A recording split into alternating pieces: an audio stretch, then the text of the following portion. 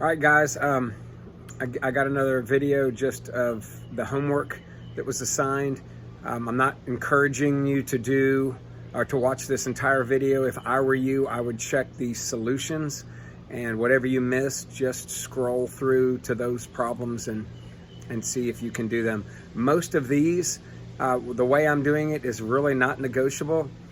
I could use a couple of the angles differently. Like for instance, if I'm asking you to find the cosine of 105 degrees and you're using an alpha plus beta or an alpha minus beta identity, yes, that's negotiable, because I could use 60 and 45 to get 105, or I could use 150 minus 45 to get 105. So with that respect, it's negotiable, but the general process is the same. So if you want to know, I probably use the alpha plus beta ones. I'm adding stuff rather than subtracting. That's typically the way my brain thinks. So if you're doing that, there's a good chance it will match my key. But anyway, again, if you're getting these problems right when you just check the solutions, great. I wouldn't bother with this video if you got them all right. But if you need some help, maybe fast forward to those questions. All right?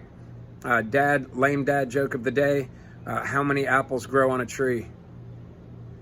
All of them. All right, so here we go. This is page 643. And on page 643, I'm asking you to begin with 1 through 31 odd. So I'm going to try to go as quickly as possible. Some of these take a little longer than others. But number one is cosine of 105. And like I mentioned in my prelogue, with 105 degrees, there are more than one angle, more than one pair of angles that either add or subtract to give me that. I tend to think in terms of addition. So I'm going to think 60 plus 45. You're fine if you do 45 plus 60. It'll just look a little different, but in the end, your answer will be the same. So now that I see this, and remember, if you're thinking, what about 90 and 15? 90 and 15 do add to 105, but you don't know anything about 15. You've got to pick angles that you know, so when you split up this using your identity, you'll be able to simplify. Okay, so, and again, if you just type this in your calculator and get a decimal, you're going to miss every problem on your test coming up. You've got to do this manually. All right, now cosine of this looks like an alpha plus beta cosine, and you know that is cosine alpha cosine beta, right? And then change the plus to a minus, and then sine alpha sine beta. All right.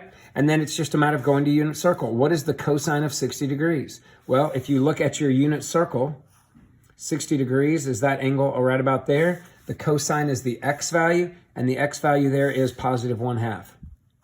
All right, don't make the mistake of writing cosine of 1/2, right? The 60 is not 1/2, it's the cosine of 60 that's a half. All right, every year now and then I'll have somebody write cosine of a half. All right, cosine of 45, a 45 degree angle is that one right there in the middle. And those are the same values. So the x value is the root 2 over 2. And then the sine of 60 is the y value of that. That's a positive root 3 over 3. I'm sorry, positive root 3 over 2. And then the sine of 45 is the y value of that. That is a root 2 over 2. So when you're all said and done, you get 1 times root 2 is root 2. And that's going to be a 4 on the bottom. That's going to be a 4 on the bottom. So I'm going to go ahead and combine this in one step and just put the 4 there. Drop down the negative. Root 3 times root 2 is root 6. And remember, you can't subtract these. It's kind of like, that's kind of like an x, that's a y. If you don't have like terms, you can't subtract, so stop. Don't make the mistake of writing negative root 4 or something creative like that. Okay, on to number 3. Number 3, the problem is sine of 165. All right, and when I think of that, I'm thinking of the sine of two angles that add together to give me that. By the way, if it's got a 5 on it, you know you're going to have a 45 in there somewhere, or some 45, 135s. I could use 135 and 30 here, but I see a 5 and I think, oh, that's something plus 45. That's just how I tend to think. And then what's left over, that 120. All right, so this is a sine of an alpha plus a beta. All right, that definition or identity is the sine of the first angle times the cosine of the second. And then you keep the plus on the sine function identities, or the sine identities. And then you go the cosine of the first angle, and then the sine of the second. All right, and like we mentioned before, the order is not necessarily that important on this, but this is the way it's given. In the identities, this is the way I'm going to write it. All right, so now going to my unit circle, Well, 120 degrees is right there. So the sine is up root 3 over 2. And then 45 is over here. The cosine is to the right, root 2 over 2. And then here the cosine of 120 over here is left a little, so left a half. And then the sine of 45 is up, square root of 2 over 2. And you get a root 6 negative a root 2, and both of those are over 4, so all over 4. And you'll notice you're going to get a whole lot of root 2s and root 6s on these sine and cosine alpha minus betas. All right? And then on to number 5. Number 5 is a cosine of 195. Okay? So cosine of 195 degrees, again, ends in a 5, so I'm going to pull out a 45 there. And then what would be left over? A 150 added together. And again, there's lots of different ways you could do this. You could do, whatever, lots of different ways you can do it. Oh, sorry, cosine of that. And the cosine of alpha plus beta, like in number 1, is the cosine of the first angle times the cosine of the second. And then you change the sign, and then sine of the first angle, sine of the second. And again, normally you would have to have this memorized, but you're going to have these identities in front of you this year. So just make sure you can recognize what you're doing, how to convert to there, and then look up the formula. Hopefully by the end of all this, you'll have it memorized. And then you're going to, so you'll be ready for next year. I'm looking at the unit circle now. Where is 150? 150 is that shallow angle right there. So the cosine of it is left a lot. Square root of 3 over 2, so negative that. And then 45 is right here. X value there is root 2 over 2. And then sine of 150, that's the upward part of this, so that's up a half. And then sine of 45 is up root 2 over 2. And then when you simplify this, you get a negative root 6, a negative root 2, all of it over a 4. And for those of you who are thinking, hey, could you factor a negative out? Yeah, but you could multiply the top and the bottom by a banana too. So what's the point of doing that? The book actually did that in this. I am not a fan. The book did that. They factored out a root 2. But I don't know why you would do that, to be honest with you, because remember, when the direction is to find an exact value, basically you're simplifying. And what is another expression that we use for simplify? PEMDAS, right? So even though the book did that here, I don't really agree with that being the most simple form. I don't think you'll see it like that in a whole lot of situations. There's no F for factor in PEMDAS, but there is a multiply. And if I multiply that back in, I get this. So even though your book says that, guys, this is actually, yeah, your book does say that. This is much better in my opinion. And this is an old, antiquated book that just has really good problems, which is why we use it. Anyway, number 7. Going to scroll up a little bit. So number 7 here, it says you're given cosine 20, cosine 40 minus sine 20, sine 40. Well, do you recognize the identity? To me, whenever I see cosine, cosine, sine, sine, that is a cosine of alpha plus or alpha minus beta. So this is a cosine of an alpha, but if it's negative there, it's got to be positive here. And so I take the first angle and put it there, the second angle and put it there, right? And that gives me cosine of 60. And if I have an angle that's not a unit circle value, I would stop. But because this is a unit circle value, I think, well, 60 degrees is right there. Cosine of it is the x value, must be over 1/2. All right, so much quicker to do something like that. Let's look at number 9. Number 9 gives you sine of 130, cosine of 80, plus cosine of 130, sine of 80. And do you recognize that identity? Yeah, when it's sine, cosine, cosine, sine, that's an example of a sine of alpha plus or alpha minus beta. So I'm going to say, all right, that is the sine of something. And then remember, on the sine identities, you keep that SIGN, keep that sine. And then first angle is 130, second angle is 80, and that gives me sine of 210. And we know, based on 210 degrees, which is there, the sine is the y value, so I'm going down a little. This must be negative 1/2. Right? Okay, so, and we're following the directions. The directions were to simplify this as a trig function of a single angle. We did that. And then it says, then give the exact value if possible. And on both of these, both 7 and 8, I wrote it as a trig function of a single angle. And then I simplified because it was possible. All right, looking at number 11. Number 11 says, all right, they've thrown some radians in there. We're not going to let that bother us. We're also not going to try to change all of these to degrees right now because we do need to get some practice.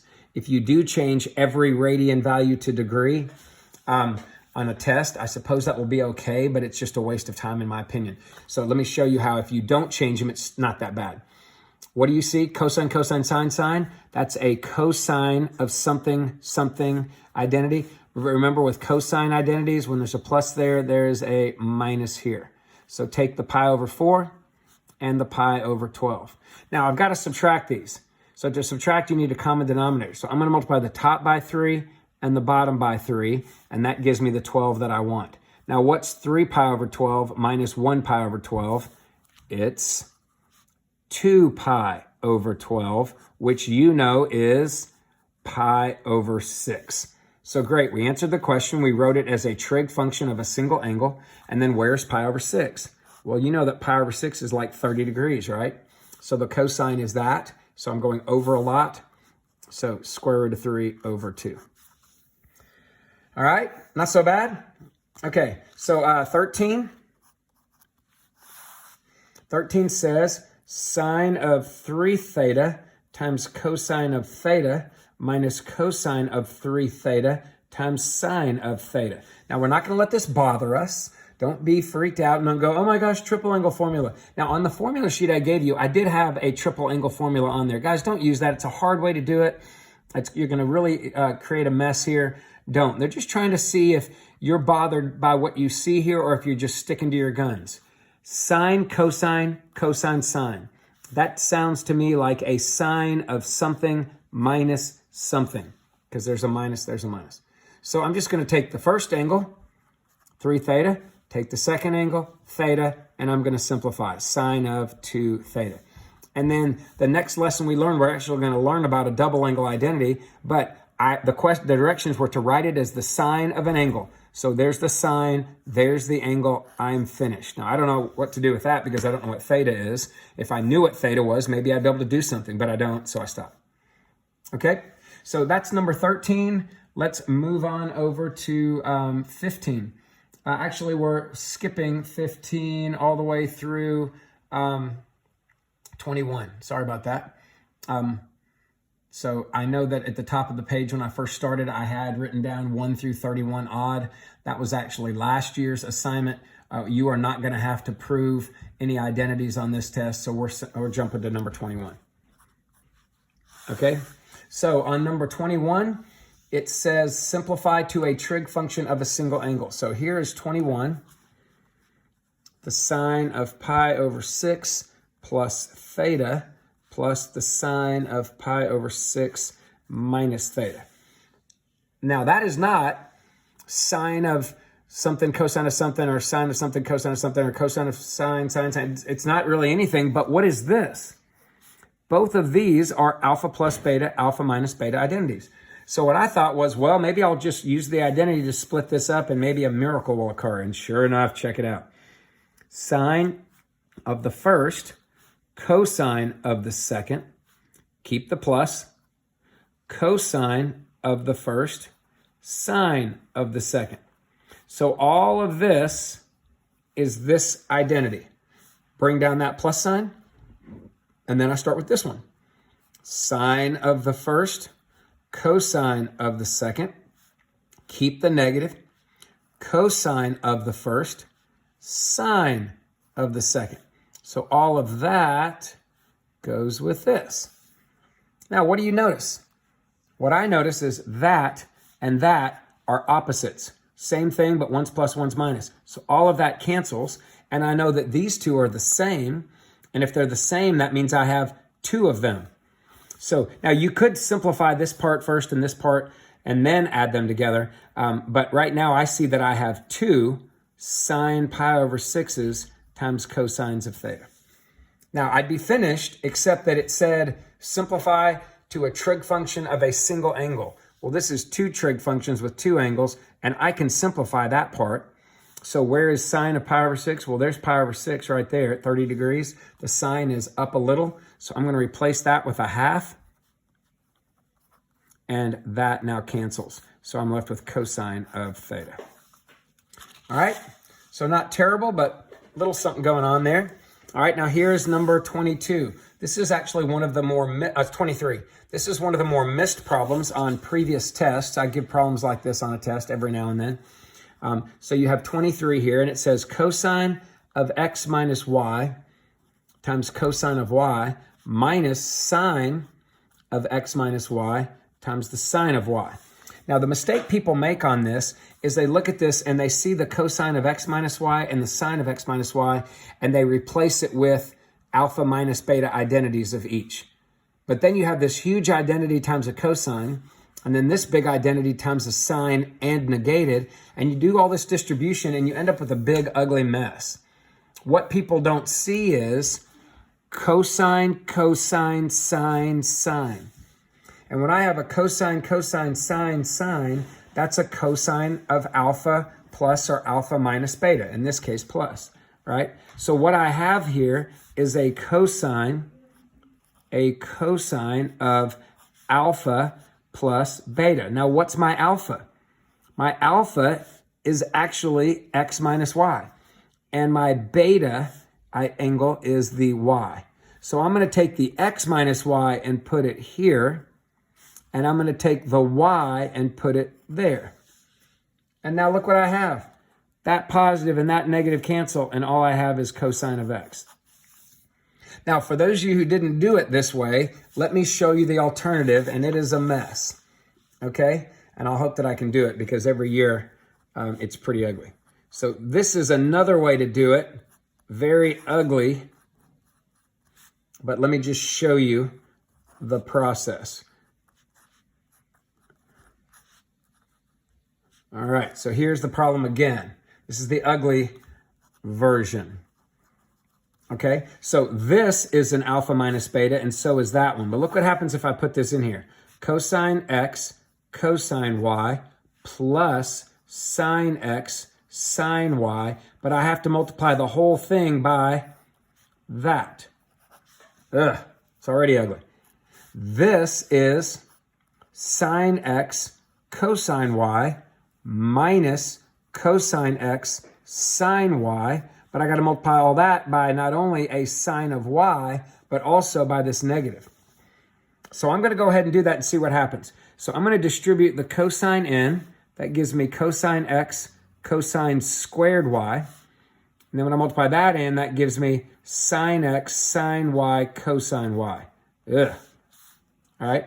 Then I'm going to multiply this sine in and this negative in all at once. So when I multiply the sine in, I get sine x cosine y sine y, but negated. And when I multiply this sine in, I get negative cosine x sine squared y, but the negative in there changes it to a plus.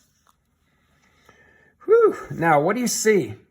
I see, look, sine x, sine y, cosine y, minus plus. These are opposites. They cancel. And all I have left is this.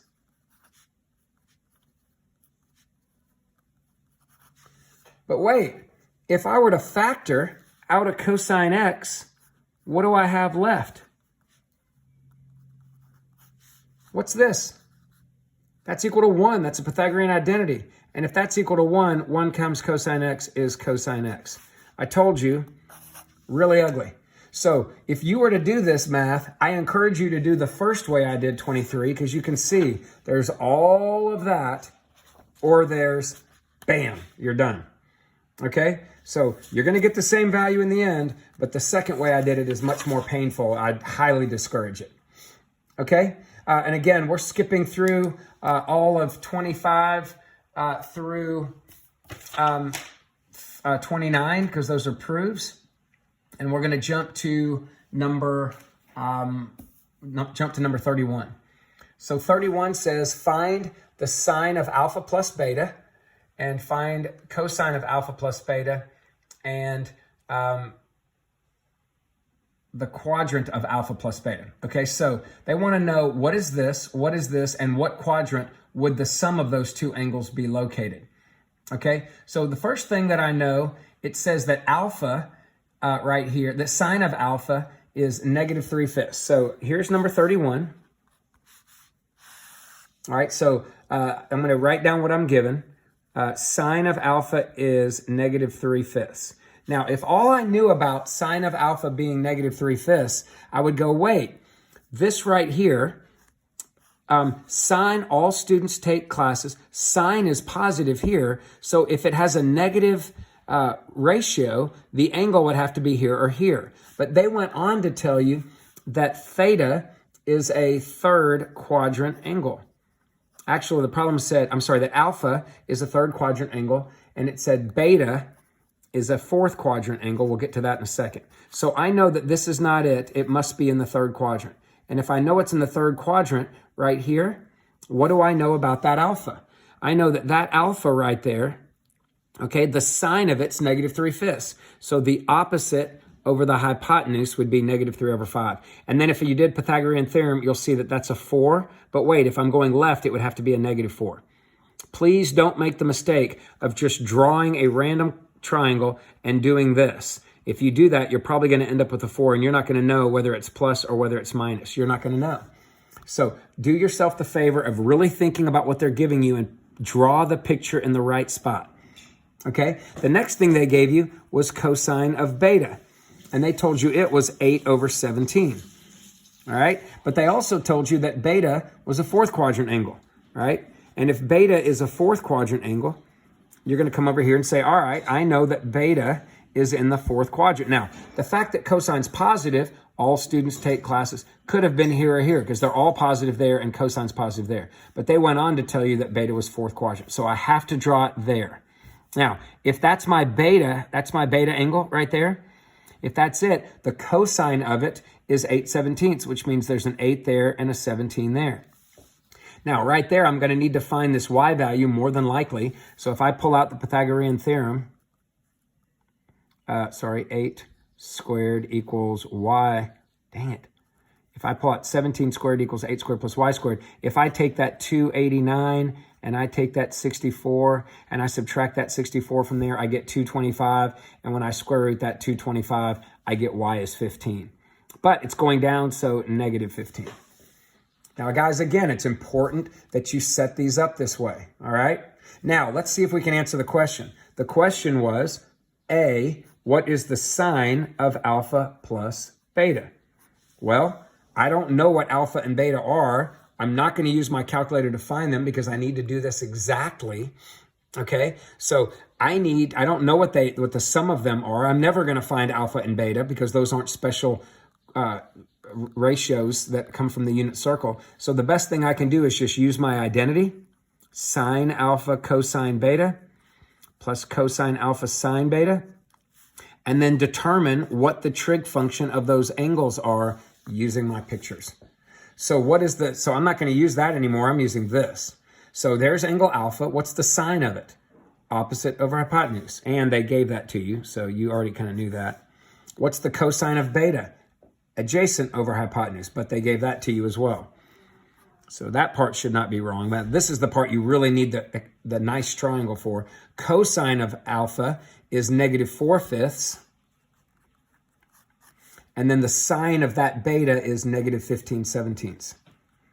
And like I've mentioned on a number of times before, even if you can cancel something, don't. Because if you cancel something here but not there, you're not going to have your common denominator anymore.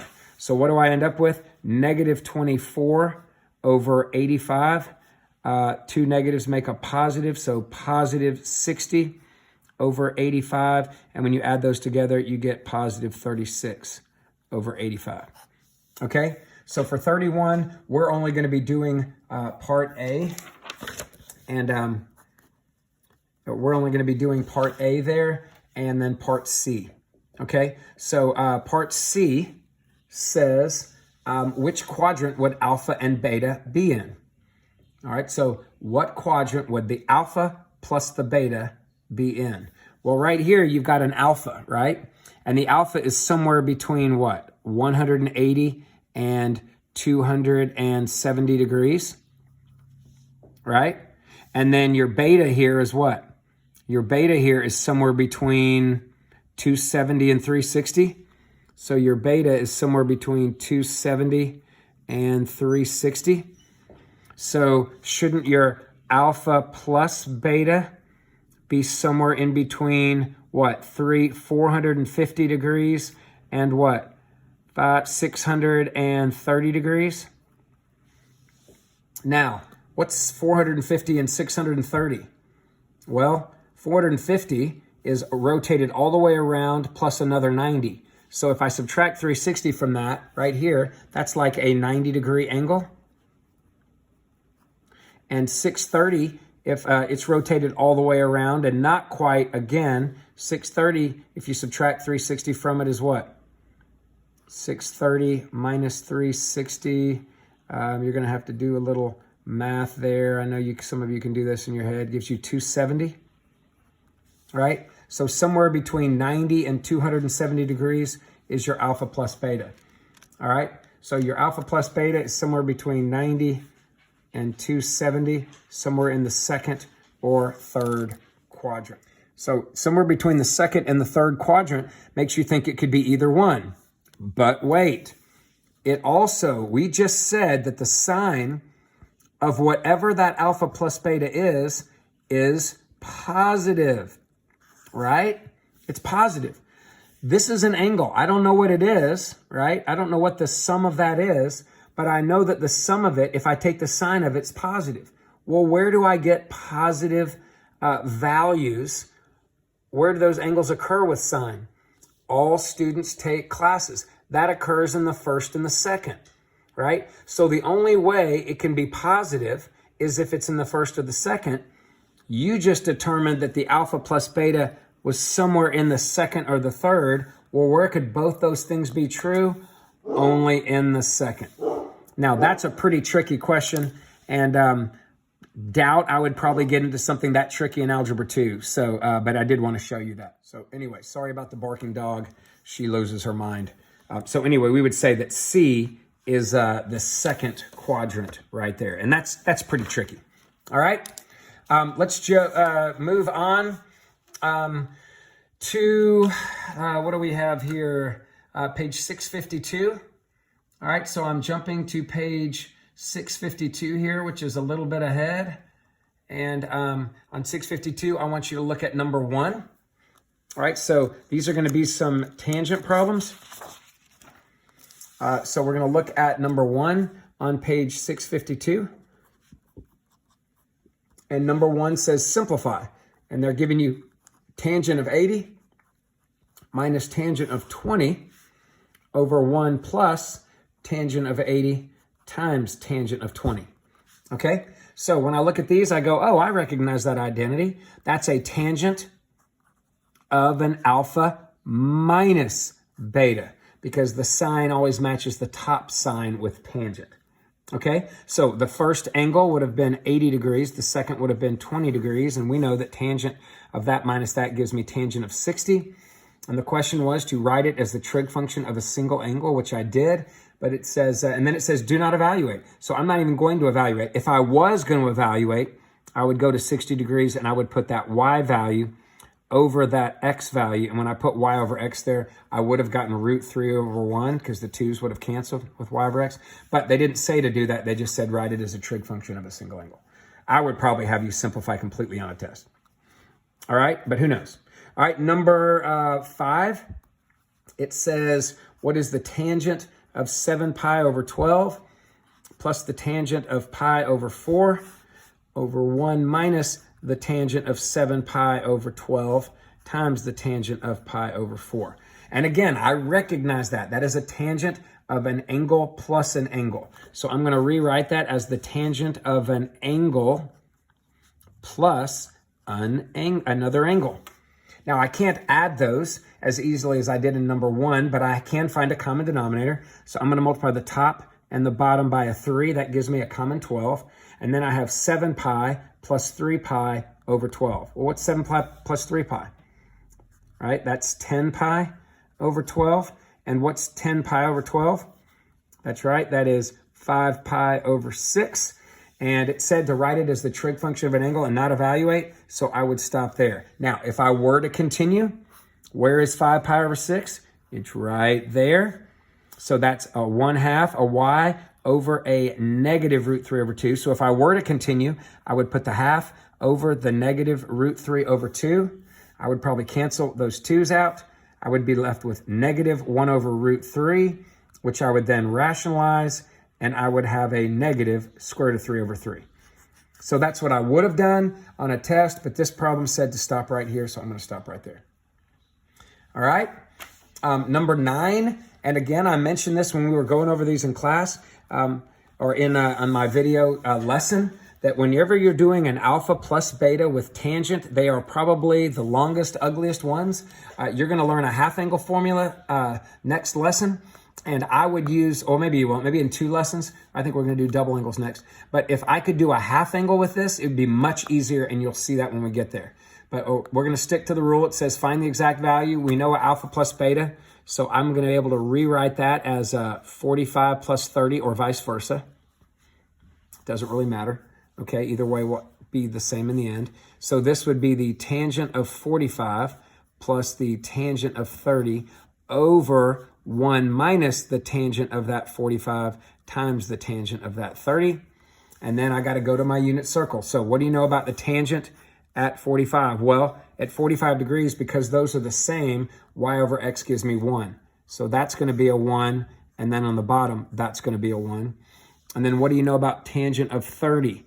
Well, at 30, you're going to be putting that y over that x. And if I put that y over that x, the 2's cancel, and I get 1 over root 3, which ends up being root 3 over 3. So that's a root 3 over 3 there and there. So what does that do right now as far as simplifying? Okay, well, I'm going to take that. I'm going to write a little bit bigger for you. Right here, 1 times that is just that, so I really don't need to have that 1 there. What did we say about if you have a fraction inside of a fraction, what could you do? You could multiply the top and the bottom by the common denominator of the fraction, which the denominators are all either 1 or 3. So the common denominator is 3. So I'm going to distribute a 3 in to the top and the bottom. I can do that because 3 over 3 is 1. So when I do that, I get, sorry, not this. When I do that, I get 3 plus, but 3 times this, the 3's cancel. So 3 plus root 3. And then here, a 3. And then this times this, the 3's cancel.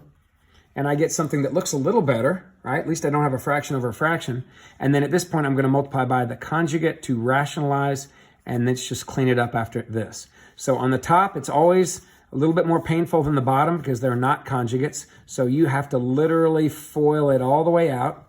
So slowly, 3 and 3 is 9. 3 root 3. Another 3 root 3. 3. And then on the bottom, you're not going to have to FOIL it because the first is going to give you 9. What does the outside and the inside do on conjugates? They cancel, and then the last gives you a negative 3. And don't cancel these. Why can't you cancel those? Because you're adding, right? You can't cancel something if it's joined to something else by addition or subtraction. So I'm forced to just add the numerators together, or the numerator values that you can together. So 9 and 3 is 12. That and that is 6 root 3. And then that and that is 6. But I can cancel a 6 out of each part, leaving me a 2 plus a root 3. All right? So those are by far the ugliest ones. And if I can learn how to do this with a half angle later on, a few lessons from now, it's really like 2 or 3 steps as opposed to 1, 2, 3, 4, 5, 6, or 7 or whatever. So it's much more simple with a half angle. I mean, truly, much more simple. All right, so that's number 9. I'm going to jump to number, let's see, number 19. I like to throw number 19 on there because, and this is when I really find out if people are actually doing their homework, because on their test, I put this on there and they're like, you didn't teach us anything about cotangent. But what do we know? Cotangent's the reciprocal of tangent, right? So if that's the cotangent of 150 plus 45, that would work, right? For me, for a cotangent identity, all I have to do, because it's a reciprocal of tangent, is take the tangent alpha plus beta and flip it. So on the tangent alpha plus beta identity, I normally have tangent 150 plus tangent of 45 on the top. I'm just going to put tangent 150 plus tangent of 45 on the bottom. And I would normally have 1 minus tangent of 150 times tangent of 45 on the bottom. I'm going to put 1 minus tangent of 150 times tangent of 45 on the top. So I don't need a new identity for cotangent. I'm just going to use the tangent identity and flip it. Now, simplify just like you did earlier. Tangent of 150. Guys, there's 150. You can take the y, put it over the x. I just have memorized all of these. I happen to know that that is a negative square root of 3 over 3. Tangent of 45. If you need to, put the y over the x. That's going to give you a 1. On the bottom, tangent of 150 again is a negative square root of 3 over 3. And then tangent of 45 is a positive 1. Okay, so here's where I am. 1 plus root 3 over 3, negative root 3 over 3 plus 1. What could I do here to clean it up? Multiply the top and the bottom by a 3, and that gives me this. 3 plus, that would cancel on this one, leaving me just a root 3. And then here, 3 times that, the 3's cancel, leaving me just that. And then 3 times 1 is a regular 3. Looks better already. Still got to rationalize. So how do I rationalize? Change the middle sign.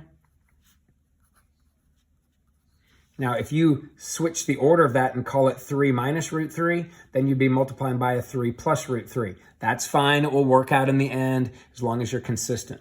Okay, so as long as you actually use a conjugate of whatever form you have or decide you want, you're going to be okay. So if you want to flip the order and then do the conjugate, that's fine. The only difference between what you would have done and what I'm doing here is I have an extra negative in there. But those will cancel out all in the end, so no worries. Okay, so here we go. Multiply. The top's not going to be super pleasant. So here we go. First, negative 3 root 3. Outer, negative 9. Inner, negative regular 3. Last, negative 3 root 3. And on the bottom, first, positive 3. The outer and the inner cancel. And last, negative 9. Here we go. I'm cleaning this all up. So negative 6 root 3, that's those two. Negative 12, that's those two. Over negative 6, that's those two. And what can I do with this? Well, there's a lot of negatives in there. So I could multiply the top and the bottom by a negative, which would make everything positive, or factor a negative out of the top and the bottom and cancel them. And then I can also cancel a 6 out of everything, and that leaves me a root 3 plus a regular 2, or a 2 plus a root 3, depending on how you see it. Okay, and then I'm going to do, I'm actually going to jump to number 21, okay? And 21 is a lot like that alpha plus beta problem that we had to draw the triangles with, okay? So here's number 21, and 21 says that it gives you all this information, like the tangent of an alpha is negative 8/15. It tells you that the tangent of a beta is 3/4, right? It tells you that the alpha is in the second quadrant. And it tells you,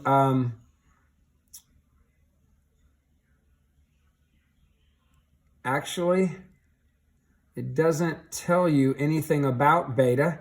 So all you know is that alpha is in the second quadrant, and the beta it doesn't say anything about.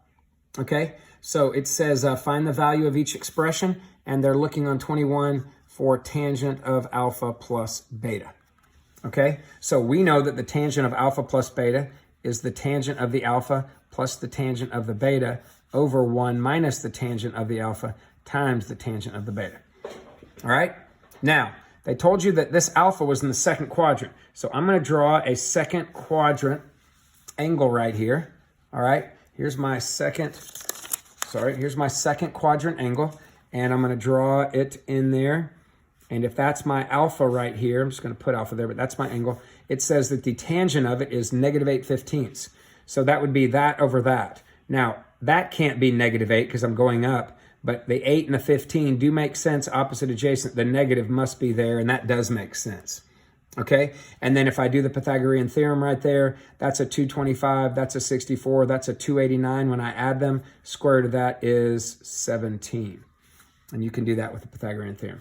And then for the beta, because it didn't tell me where it was and it's positive, I'm just going to make the choice to put it right here in the first quadrant because tangent is positive there.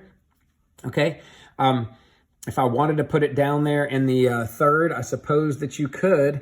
But I'm going to put it here in the first because it just didn't say, and why not, right? So there's my beta, and that would be opposite over adjacent, and then we know that that's a 3, 4, 5. Okay, so let's see if I can figure this out. What would be the tangent of the alpha angle? Well, they gave me the tangent of the alpha. It's -8/15.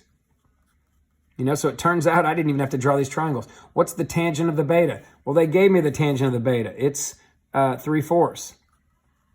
Right, and on the bottom, I get 1 minus tangent of the alpha, -8/15, tangent of the beta, 3/4. So unlike the sine and the cosine problems we've done like this, I actually didn't even have to do that at all. Now, if I had asked you for sine of alpha plus beta, and I had a formula here with sines and cosines, then yeah, this would not have been enough. I would have had to draw the picture so I could find sine and cosine. But it turns out, didn't even need to do that, did I?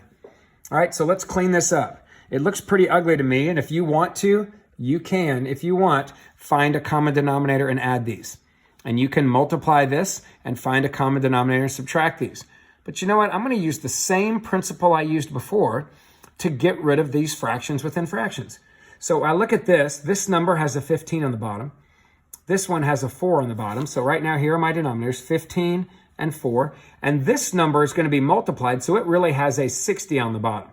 Okay, now you could have canceled that 4 out with that, right? And then it would have just had a 15. So you might get away with just 15, but I'm just going to show you. So if I look at that and that and that and that as just, that's a 60, right? And listen, I tell you what, if you want, cancel it. You're just not always going to be able to cancel. But if you don't, if you're not able to cancel, that would be a 60. And what would be the common denominator of 15, 4, and 60? Well, it'd be 60.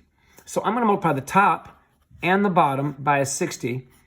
And check it out. 60 times this, the 15 would cancel, leaving me a 4. 4 times -8, -32. 60 times this, the 4 and the 60 would cancel, leaving me 15. 15 times 3, 45. That simplified pretty nicely. 60 times 1, 60. And 60 times this fraction, well, that 60 would have canceled all of the 15 and the 4, wouldn't it? Because that bottom 60. And all you'd have left is the -24 on the top times that negative, which is a +24. What does that give me? On the top, a 13. On the bottom, an 84. And 13 over 84 is my answer. Now, if you had canceled this out, and then you had a 2 there, well, then my common denominator would have been what? Still 60, right? So it actually didn't help you a whole lot, but I would have ended up with different math.